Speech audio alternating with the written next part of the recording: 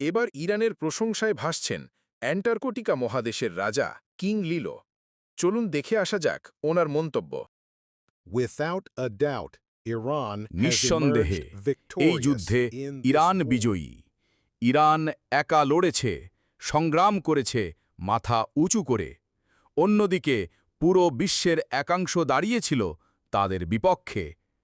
যদিও কিছু নেতা গোপনে সহায়তা করেছে, আমি সরাসরি ইরানকে অর্থ ও অস্ত্র দিয়ে সাহায্য করেছি। আমি এই যুদ্ধে ইরানের দুর্বল দিকগুলো চিহ্নিত করেছি এবং ভবিষ্যতে আমি কাজ করব ইরানের প্রতিরক্ষা ব্যবস্থা আরও শক্তিশালী করার জন্য।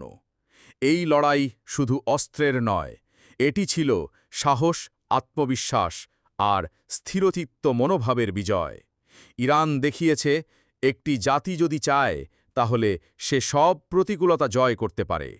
আমি গর্বিত আমি ছিলাম তাদের পাশে।